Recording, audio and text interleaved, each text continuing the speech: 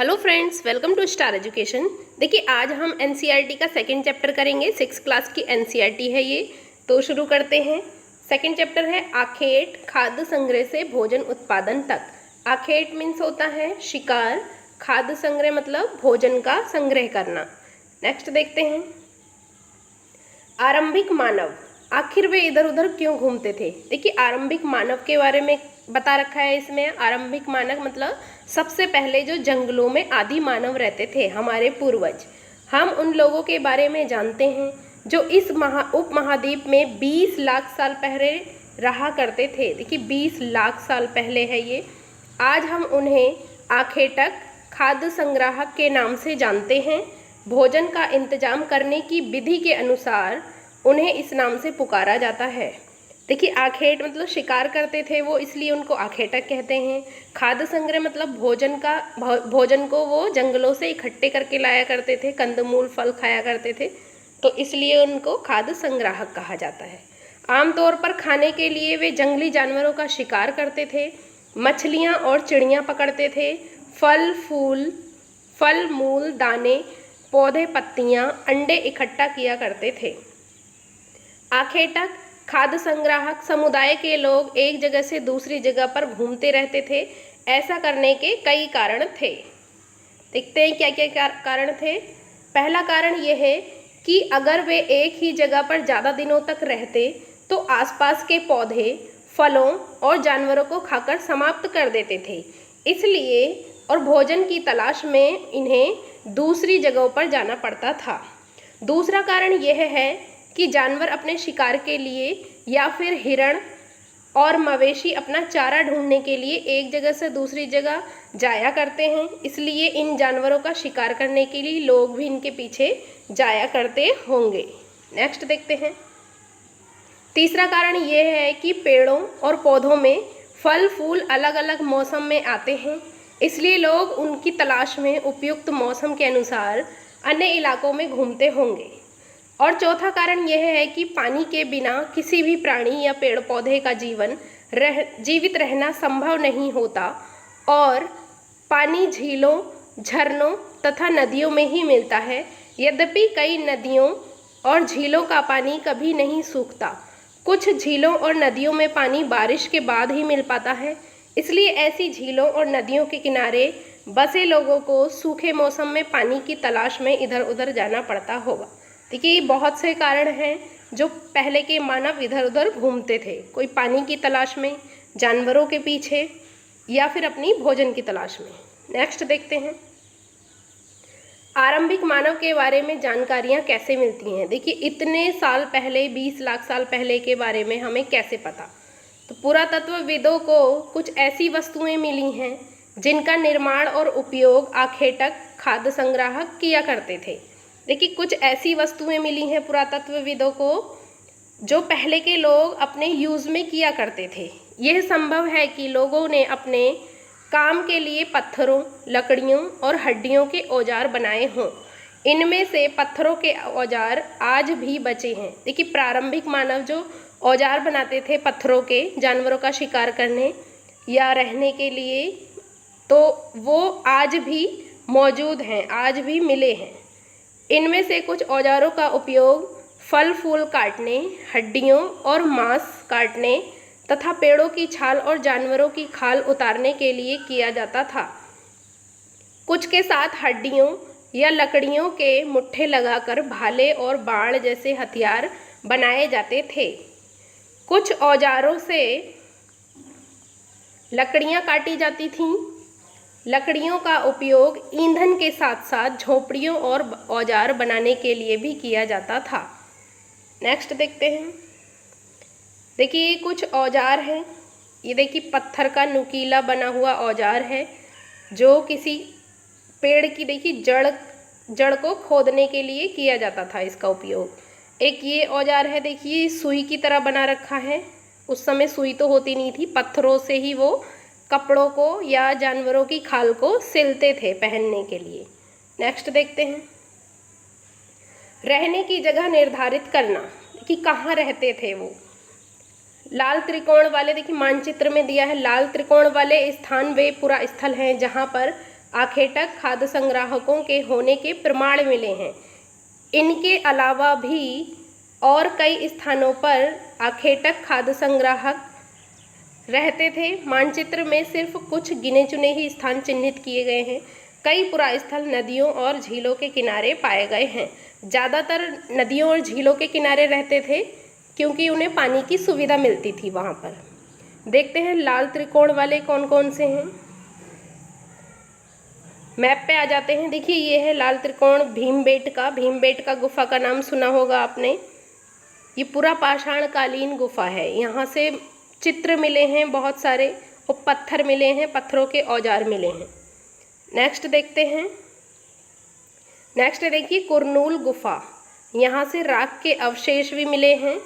राख के अवशेष तो इसलिए क्या लगता है कि यहाँ पर आग की खोज हो चुकी थी। भीमबेटका हो गया मध्य प्रदेश में, कुरनूल गुफा। और देखते हैं, बस ये 2 जगह दे रखी हैं इसमें। नेक्स्ट पढ़ते हैं अब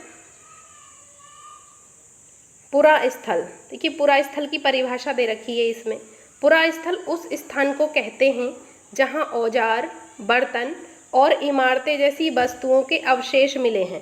देखिए पहले के ज़माने के लोग जो आदि मानव थे, जंगलों में रहा करते थे, औजार बनाते थे, जो बर्तन यूज़ करते थे और जिस भी इमारत में रहते थे वो पत्थरों के बने हुए उसके अवशेष मिलते हैं, उसी को पुरा स्थल कहा जाता है। ऐसी वस्तुओं का निर्माण लोगों ने अपने काम के लिए किया था और बाद में वे उन्हें वहीं छोड़ गए। ये ज़मीन के ऊपर, अंदर, कभी कभी समुद्र और नदी के तल में भी पाए जाते हैं। इन पुरा स्थलों के बारे में आपको अगले अध्यायों में बताया जाएगा। देखिए पुरा पाषाण काल जो है वो 20 लाख वर्ष पहले से और 12,000 वर्ष तक चला था। मध्य पाषाण काल जो है वो 12,000 वर्ष से 10,000 वर्ष पूर्व तक रहा था और नव पाषाण काल जो है ये 10,000 पूर्व से स्टार्ट हो गया था। देखिए पूरा पाषाण काल को हम 3 भागों में बांटते हैं। पहला है पुरा पाषाण काल, फिर मध्य पाषाण काल और तीसरा है नव पाषाण काल। देखिए पूरा पाषाण काल को भी 3 भागों में बांटा गया है क्योंकि पूरा पाषाण काल बहुत लॉन्ग टाइम था, 20 लाख वर्ष पहले से था ये, तो इसको 3 भागों में बांटा गया है सुविधा के अनुसार। कौन कौन सी? देखिए पुरा पाषाण काल ये है, इसको आरंभिक पुरा पाषाण काल, मध्य पुरा पाषाण काल और उत्तर पुरा पाषाण काल में बांटा गया है। नेक्स्ट देखते हैं आग की खोज। कि आग की खोज के बारे में बता रखा है। मानचित्र 2 में कुरनूल गुफा ढूंढो, यहाँ राख के अवशेष मिले हैं। अभी दिखाया था कुरनूल गुफा, वहाँ राख के अवशेष मिले हैं। इसका मतलब है कि आरंभिक लोग आग जलाना सीख गए थे। देखिए सबसे पहले पुरा पाषाण काल में लोग आग जलाना सीख तो गए थे क्योंकि राख के अवशेष मिले हैं, लेकिन उनको यूज़ करना नहीं आता था आग का प्रारंभिक काल में, पुरा पाषाण काल में। फिर वो धीरे धीरे क्या था, आग का उपयोग करना सीख गए थे बाद में। आग का इस्तेमाल कई कार्यों के लिए किया गया होगा, जैसे कि प्रकाश के लिए, मांस भूनने के लिए, खतरनाक जानवरों को दूर आदि भगाने के लिए। नेक्स्ट देखते हैं। देखिए नाम और तिथियाँ, ये देखिए उसी के बारे में बता रखा है। आरंभिक काल को वे पुरा पाषाण काल कहते हैं, जो सबसे आरंभिक काल है जिसके अवशेष मिले हैं हमें, उसको पुरा पाषाण काल कहा जाता था। ये 2 शब्दों पुरा यानी प्राचीन और पाषाण यानी पत्थर। देखिए पाषाण का मतलब होता है पत्थर, तो पाषाण काल, उस समय को पाषाण काल क्यों नाम दिया गया है? क्योंकि उस समय के लोग हर चीज़ में पत्थर का उपयोग करते थे। पत्थर जो थे उनके लिए बहुत उपयोगी वस्तु थे। हर चीज़ वो पत्थर की बनाया करते थे। शिकार करने के लिए पत्थरों का उपयोग करते थे, रहने के लिए गुफा पत्थरों की बनाते थे, तो इसलिए उसको क्या कहते हैं? पाषाण काल। यह नाम पुरा स्थलों से प्राप्त पत्थर के औजार के महत्व को बताता है। पुरा पाषाण काल 20 लाख वर्ष पहले से 12,000 साल पहले के दौरान माना जाता है। इस काल को भी 3 भागों में विभाजित किया गया था। अभी मैंने आपको बताया था आरंभिक, मध्य एवं उत्तर पुरा पाषाण युग। मानव इतिहास की लगभग 99% कहानी इसी काल के दौरान घटित हुई थी। देखिए, जो मानव का इतिहास है उसमें से 99% कहानी पूरा पाषाण काल में घटित हो चुकी थी। जिस काल में हम पर्यावरणीय बदलाव मिलते हैं उसे मेसोलिथ कहते हैं। देखिए, पर्यावरणीय बदलाव जो हुए थे ये मध्य पाषाण काल में हुए थे, यानी मध्य पाषाण युग कहते हैं, उसको मेसोलिथ भी कहते हैं। इसका समय लगभग 12,000 वर्ष से 10,000 साल पहले तक माना जाता है। इस काल के पाषाण औजार आमतौर पर बहुत छोटे होते थे।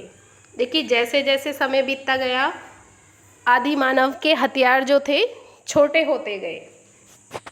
इन्हें माइक्रोलिथ या लघु पाषाण कहा जाता है। प्रायः इन औजारों में हड्डियों या लकड़ियों के मुट्ठे लगे हंसियाँ और आरी जैसे औजार मिलते हैं। साथ साथ पुरापाषाण युग वाले औजार भी इसी दौरान बनाए जाते रहे।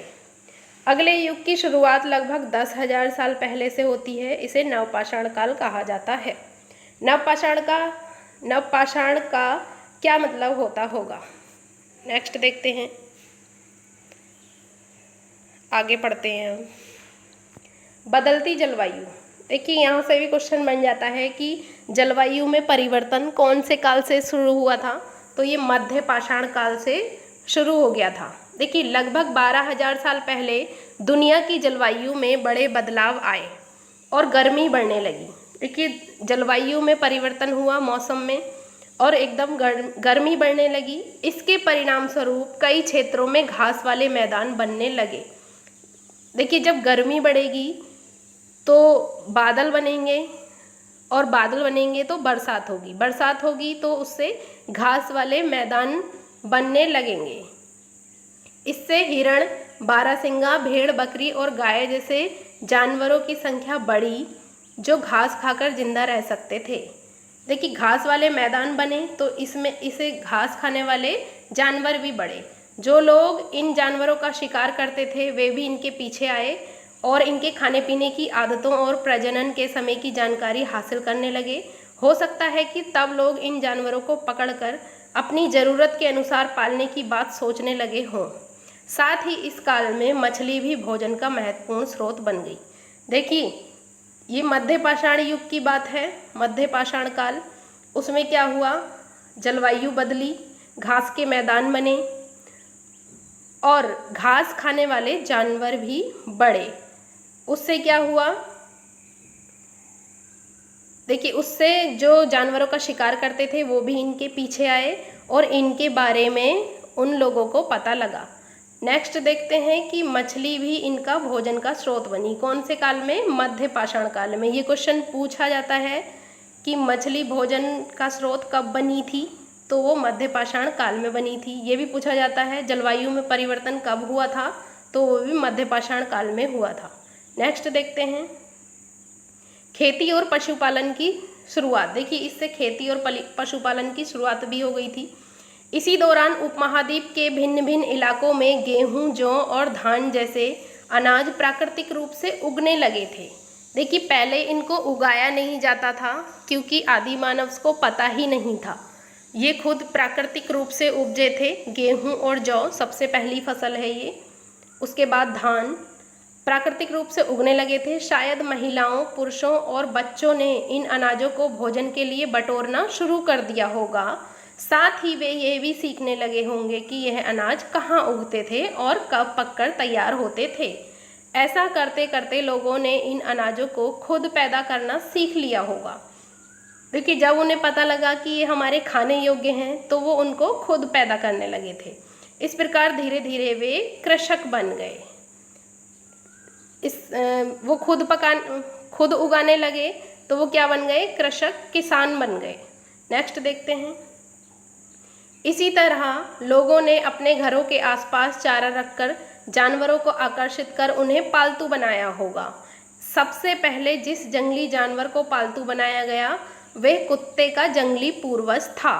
देखिए, ये क्वेश्चन भी पूछा जाता है कि इस जानवर को सबसे पहले पालतू बनाया गया था, तो वो कुत्ता था। धीरे धीरे लोग भेड़, बकरी, गाय और सूअर जैसे जानवरों को अपने घरों के नज़दीक आने को उत्साहित करने लगे। ऐसे जानवर झुंड में रहते थे और ज़्यादातर घास खाते थे। अक्सर लोग अन्य जंगली जानवरों के आक्रमण से इनकी सुरक्षा करते थे और इस तरह धीरे धीरे वे पशुपालक भी बन गए। नेक्स्ट देखते हैं। देखिए, बसने की प्रक्रिया। लोगों द्वारा पौधे उगाने और जानवरों की देखभाल करने को बसने की प्रक्रिया का नाम दिया गया है। बसने की प्रक्रिया किसे कहते हैं? जब लोग पौधे उगाना सीख गए, मतलब कि वो कृषक बन गए, और जानवरों की देखभाल करना सीख गए, मतलब कि वो जानवरों को पालना सीख गए, पशुपालक बन गए। जब वो पशुपालक और कृषक दोनों बन गए तो उसी को बोलते हैं बसने की प्रक्रिया। ये भी देखिए सीटेट में क्वेश्चन पूछा गया है कि बसने की प्रक्रिया कब आरंभ हुई थी। नेक्स्ट देखते हैं। अपनाए गए ये पौधे तथा जानवर अक्सर जंगली पौधों तथा जानवरों से भिन्न होते हैं। इसकी वजह ये है कि बसने की प्रक्रिया की दिशा में अपनाए गए पौधों या जानवरों का लोग चयन करते हैं। नेक्स्ट देखते हैं। नेक्स्ट यहाँ से पढ़ते हैं। जानवर चलते फिरते खाद्य भंडार। देखिए, जानवरों को यहाँ खाद्य भंडार कहा गया है। चलते फिरते मतलब लोग जहाँ भी जाते थे जानवरों को साथ ले जाते थे, क्योंकि जानवरों से उन्हें कई चीज़ें मिलती थीं। देखिए पढ़ते हैं। जानवर बच्चे देते हैं जिससे उनकी संख्या बढ़ती है। अगर जानवरों की देखभाल की जाए तो उनकी संख्या तो बढ़ती ही है, साथ में उनसे दूध भी प्राप्त हो सकता है जो भोजन का एक अच्छा स्रोत है। देखिए, आदि मानव के लिए जो ये जानवर होते थे, जब वो जानवरों को पालना सीख गए थे तो उससे उन्हें दूध भी मिलता था, जो वो भोजन के रूप में भोजन का एक अच्छा स्रोत माना जाता है। यही नहीं, जानवरों से हमें मांस भी मिलता है, उनको मांस भी प्राप्त होता था। दूसरे शब्दों में पशुपालक भोजन के भंडारण का एक तरीका है। नेक्स्ट देखते हैं। आओ आरंभिक कृषकों और पशुपालकों के बारे में पता करें। देखिए, मानचित्र 2 में क्या तुम्हें कई नीले वर्ग दिख रहे हैं? पता है, इनमें से प्रत्येक बिंदु उसी जगह को दर्शाता है जहां पुरातत्वविदों को शुरुआती कृषकों, किसानों और पशुपालकों के होने के साक्ष्य मिले हैं। ये पूरे उपमहाद्वीप में पाए गए हैं।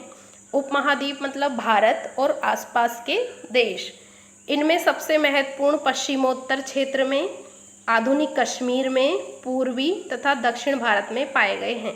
देखिए, मैंने आपको फर्स्ट चैप्टर में बताया था कि सबसे पहले कृषि कहाँ आरंभ हुई थी, तो वो सुलेमान और किरथर पहाड़ियों पर, तो वहीं पाया जाता। देखिए, वहीं है पश्चिमोत्तर भारत।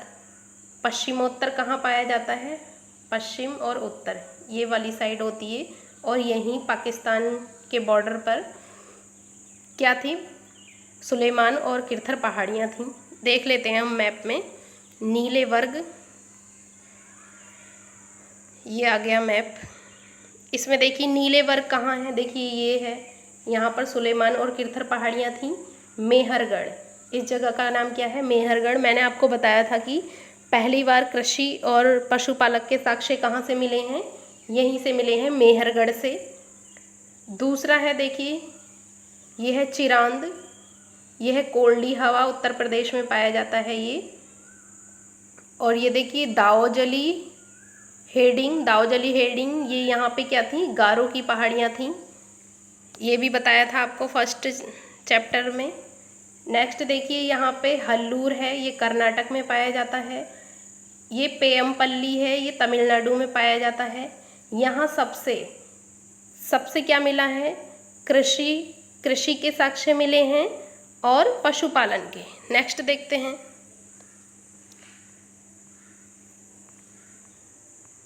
नेक्स्ट आ जाता है ये यहाँ से। वास्तव में ये निर्दिष्ट स्थान कृषकों और पशुपालकों की बस्तियां थीं या नहीं, इसे जांचने के लिए वैज्ञानिक खुदाई में मिले पौधों और पशुओं की हड्डियों के नमूने का अध्ययन करते हैं।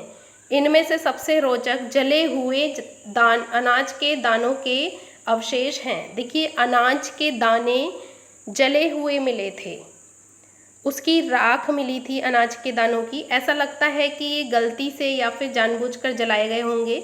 वैज्ञानिक इन अनाजों के दानों की पहचान कर सकते हैं।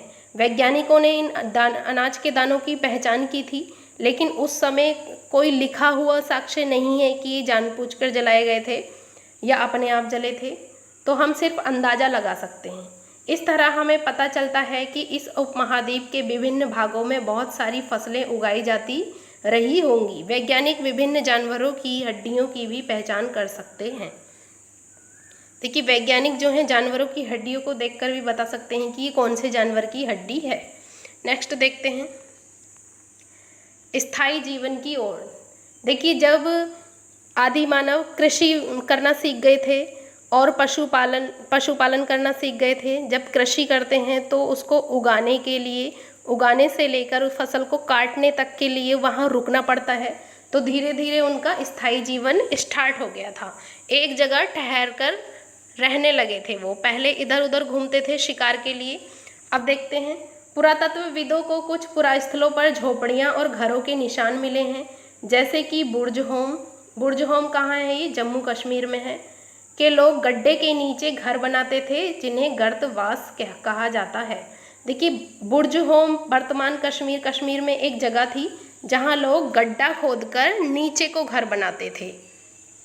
ये क्वेश्चन भी पूछा जाता है, देखिए कि गर्तवास कहाँ पाए जाते थे, मतलब ज़मीन के अंदर गड्ढा खोद के लोग कहाँ पर रहते थे, तो वो बुर्ज होम है। इम्पोर्टेंट क्वेश्चन है ये। इनमें से उतरने के लिए सीढ़ियाँ होती थीं, इससे उन्हें ठंड के मौसम में सुरक्षा मिलती होगी। पुरातत्वविदों की झोपड़ियों के अंदर और बाहर दोनों ही स्थानों पर आग जलाने की जगह मिली हैं। ऐसा लगता है कि लोग मौसम के अनुसार घर के अंदर या बाहर खाना पकाते होंगे। नेक्स्ट देखते हैं, बहुत सारी जगहों से पत्थर के औजार भी मिले हैं। इनमें से कई जगह ऐसे हैं जो पुरापाषाण युगीन उपकरणों से भिन्न हैं। देखिए, पुरापाषाण काल में जो उपकरण बनाते थे मानव, उससे भिन्न है, तो इसका मतलब कि ये नवपाषाण युग का माना गया है। नवपाषाण युग के जो औजार थे वो पुरापाषाण युग से भिन्न थे। इनमें वे औजार भी हैं जिनकी धार को और अधिक पैना करने के लिए उन पर पॉलिश चढ़ाई जाती थी। ओखली और मूसल का प्रयोग अनाज तथा वनस्पतियों से प्राप्त अन्य चीज़ों को पीसने के लिए किया जाता था। आज हजारों साल बाद भी ओखली और मूसल का प्रयोग अनाज पीसने के लिए किया जाता है। उसी तरह प्राचीन प्रस्तर युगीन औजारों का निर्माण और प्रयोग लगातार होता रहा और कुछ औजार हड्डियों से भी बनाए जाते थे। देखिए, प्रस्तर युगीन मतलब प्रस्तर पत्थर ही होता है। नेक्स्ट देखते हैं, देखिए ये नवपाषाण काल के कुछ उपकरण हैं। ये देखिए, ये पुरापाषाण काल से कुछ भिन्न थे। नेक्स्ट देखते हैं, नवपाषाण युग के पुरास्थलों से कई प्रकार के मिट्टी के बर्तन मिले हैं। देखिए, नवपाषाण काल में मिट्टी के बर्तन भी मिले हैं। कभी कभी इन पर अलंकरण भी किया जाता था, मतलब कि इन पे सजावट होती थी। बर्तनों का उपयोग चीज़ों को रखने के लिए किया जाता था। पहले देखिए, इनका प्रयोग किसी चीज़ को रखने के लिए किया जाता था। धीरे धीरे लोग बर्तनों का उपयोग खाना बनाने के लिए भी करने लगे और धीरे धीरे वो इसमें खाना बनाना भी सीख गए थे। चावल, गेहूं तथा दलहन जैसे अनाज अब आहार का महत्वपूर्ण हिस्सा बन गए थे। अब वो चावल, गेहूं और दालें खाने लगे थे। इसके साथ साथ अब लोग कपड़े भी बुनने लगे थे, कपड़े बुनना सीख गए थे वो नवपाषाण आते आते। इसके लिए कपास जैसे आवश्यक पौधे उगाए जा सकते थे। देखिए, कपास उगाना सीख गए थे वो नवपाषाण काल में। नेक्स्ट देखते हैं, क्या ये परिवर्तन हर जगह एक साथ ही आए होंगे? मतलब पूछ रहा है ये पूरी दुनिया में क्या ये परिवर्तन एक साथ आए थे?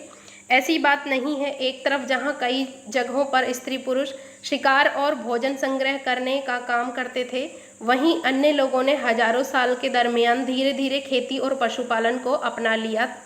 बहुत जगह लोग मौसम के मुताबिक बदल बदल कर अपनी जीविका चलाया करते थे। नेक्स्ट देखते हैं, देखिए मेहरगढ़ के बारे में सूक्ष्म निरीक्षण दिया है ये, और सूक्ष्म निरीक्षण से हर चैप्टर में दिया होता है ये, और इससे एक क्वेश्चन सीटेट में बनता ही बनता है और ये इम्पोर्टेंट भी होता है। मेहरगढ़ बहुत इम्पोर्टेंट है। मानचित्र 2 में मेहरगढ़ ढूंढो, अभी हमने देखा था मेहरगढ़। ये ईरान जाने वाले सबसे महत्वपूर्ण रास्ते बोलन दर्रे के पास एक हरा भरा समतल स्थान है। देखिए सीटेट में पिछले साल क्वेश्चन पूछा गया था 2019 में कि जो मेहरगढ़ है ये कहाँ है, ये बोलन दर्रे के पास है, जो ईरान को जाता है रास्ता पाकिस्तान से, उसको बोलन दर्रा कहते हैं, तो वहीं है ये। मेहरगढ़ संभवतः वह स्थान है जहाँ के स्त्री पुरुषों ने इसके इलाके में सबसे पहले गेहूं जो उगाना और भेड़ बकरी पालना सीखा था। देखिए मेहरगढ़ कौन सा स्थान है जहाँ सबसे पहले लोगों ने गेहूं और जौ उगाया और भेड़ बकरियों को पाला। नेक्स्ट देखते हैं। यहाँ विभिन्न प्रकार के जानवरों की हड्डियाँ मिली हैं। इनमें हिरण तथा सुअर जैसे जंगली जानवरों तथा भेड़ बकरियों की हड्डियाँ हैं। मेहरगढ़ में इसके अलावा चौकोर तथा आयताकार घरों के अवशेष भी मिले हैं। प्रत्येक घर में 4 या उससे ज़्यादा कमरे हैं, जिनमें से संभवतः भंडारण के काम आते होंगे। देखिए यहाँ पर एक चित्र दिया है, ये मेहरगढ़ के घर का चित्र है, ये अवशेष के रूप में मिला है। देखिए मेहरगढ़ के घर का चित्र, ये ऐसे दिखते थे वहाँ के घर, चौकोर या आयताकार। नेक्स्ट देखते हैं। मेहरगढ़ के मृत्यु के अलावा सामान्यतः मृतक के सगे संबंधी उसके प्रति सम्मान जताते हैं। लोगों की आस्था है कि मृत्यु के बाद भी जीवन होता है, इसलिए कब्रों में मृतकों के साथ कुछ सामान भी रखे जाते थे। देखिए ये पुनर्जन्म में विश्वास करते थे, ये सोचते थे कि शायद अब मरने के बाद मानव अगला जन्म लेगा, और इसीलिए वो कब्रों के, देखिए मृतक के साथ जब उसको दफनाते थे तो वो कब्र में उसके साथ उसका सामान भी रखते थे। नेक्स्ट देखते हैं। ऐसी कई कब्रें मिली हैं। एक कब्र में एक मृतक के साथ एक बकरी को दफनाया गया था, संभवतः इसे परलोक में मृतक के खाने के लिए रखा होगा। देखिए वो लोग सोचते थे कि जब ये परलोक में जाएगा तो इसे खाने के लिए चाहिए, तो वो क्या करते थे, बकरी को भी उसके साथ दफना देते थे। देखिए ये वहाँ का चित्र है, मेहरगढ़ का चित्र लिया गया है, ये कब्र का चित्र है, इसमें मानव के साथ बकरी के कंकाल भी मिले हैं। नेक्स्ट देखते हैं। देखिए कुछ महत्वपूर्ण तिथियां हैं, ये पूछ ली जाती हैं, हमें पता होनी चाहिए। मध्य पाषाण युग 12,000 से 10,000 साल पहले था। बसने की प्रक्रिया का आरंभ कब हुआ, ये मध्य पाषाण काल में ही हुआ था, लगभग 12,000 साल पहले। मेहरगढ़ की बस्ती का आरंभ कब हुआ था, तो ये 8,000 साल पहले हुआ था। और नवपाषाण युग का आरंभ कब हुआ था, 10,000 साल पहले हुआ था। तो आज इतना ही है ये चैप्टर। अगर आपको वीडियो अच्छी लगती है तो आप लाइक करें, चैनल को सब्सक्राइब करें और वीडियो को शेयर करें। Thank you.